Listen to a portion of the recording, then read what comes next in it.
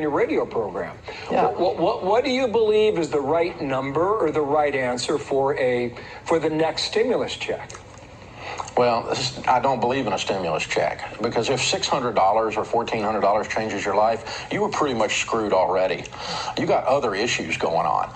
You have a career problem, you have a debt problem, you have a relationship problem, you have a mental health problem. Something else is going on if $600 changes your life. And that's not talking down to folks. I've been bankrupt. I've been broke. And I work with people every day who are hurting. I love people. I want people to be lifted up. But this is, again, it is just political rhetoric, and it's just throwing dollars out there. It's peeing on a forest fire. It's absolutely ridiculous.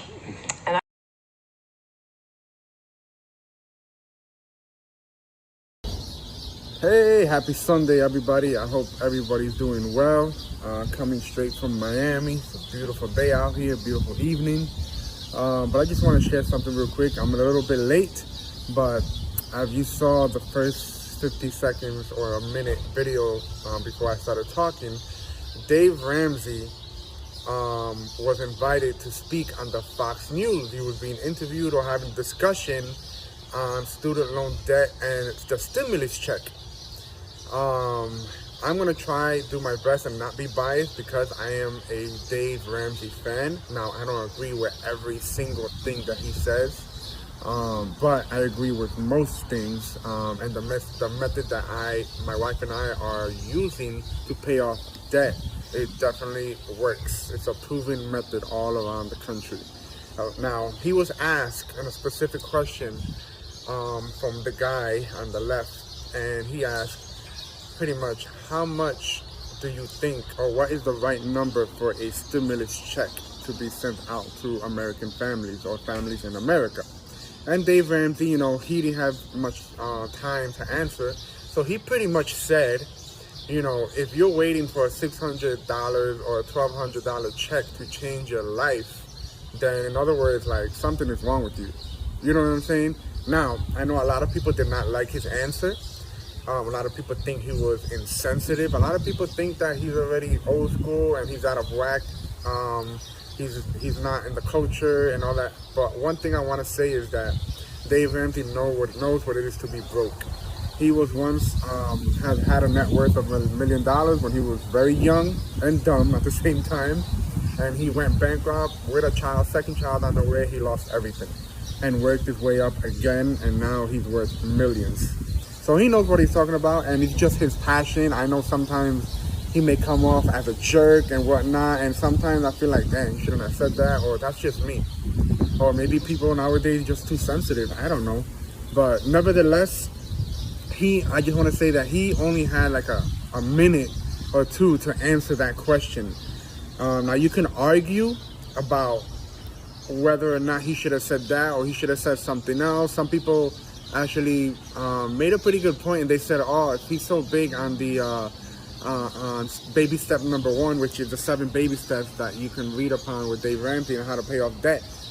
Baby step number 1 is save up $1,000 for an emergency fund. He could have said that instead of saying what he said to begin with.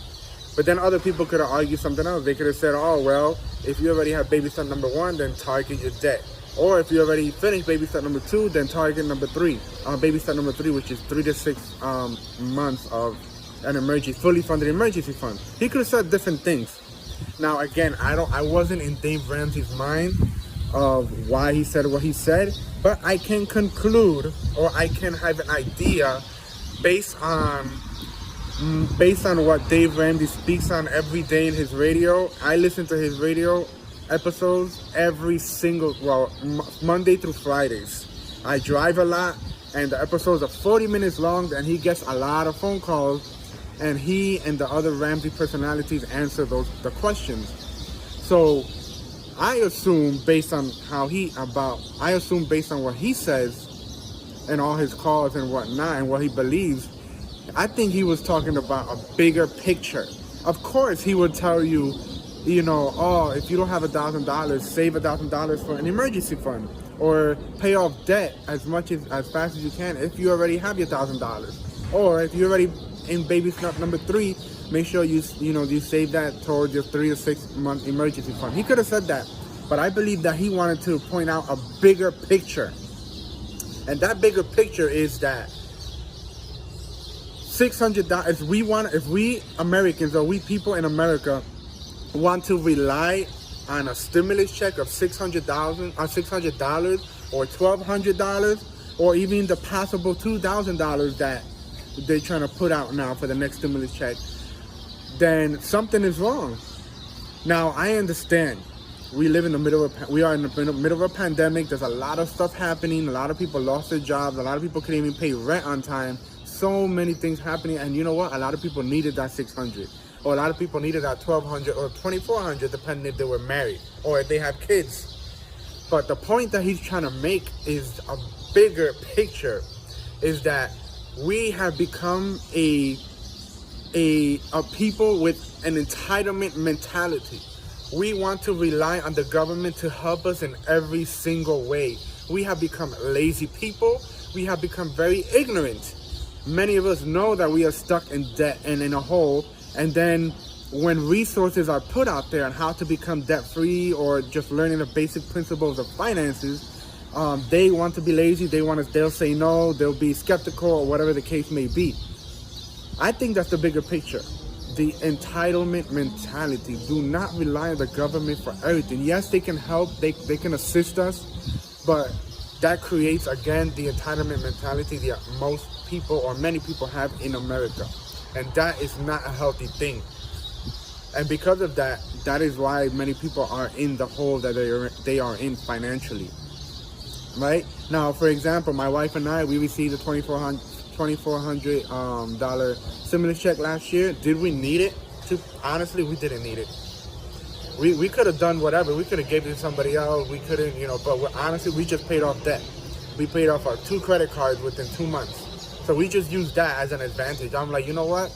We really need the money, so we're gonna just use it as our advantage and get rid of some debt. And that's what we did. We didn't even get the recent stimulus check that most people got, which is the $1,200 or the $600. We didn't get it. I don't know why. Maybe because we're making too much now. I have no clue. Even with that, we didn't need it. I wish I would have gotten it so I could pay more debt, but we didn't need it. Now other people do need it or need it, and it's okay. I understand that. But again, the bigger picture is, do not rely on the government to help you. Do not rely on the government to pay off your student loans. Do not rely on the government to help you be debt free, because the government is not going to do it for you. The government is full of false promises for the most part, and you don't want to rely on them. The person, or the one that you should be relying on, is Jesus Christ. Rely on the God, on the creator of this universe, to give you the wisdom. Find people who are knowledgeable, who can tell you the biblical way of becoming debt-free, of using your money for the kingdom of God and all that kind of stuff. So again, whether I'm wrong in what Dave Ramsey was trying to point out, at least understand that there's a bigger picture than simply just a stimulus check of $600 or $1,200. There's a bigger picture, and it is the entitlement mentality that many people have in this country. We need to steer away from that and stop being lazy and come out of your comfort zone. Peace. Oh, and I forgot to say this, but let me remind you guys, since the government is always messing around with us. In December of last year, Dave Ramsey and his company paid off $10 million worth of debt for 8,000 random people in this country. That's all I'm gonna say. Who does that? Make sure you subscribe to my channel.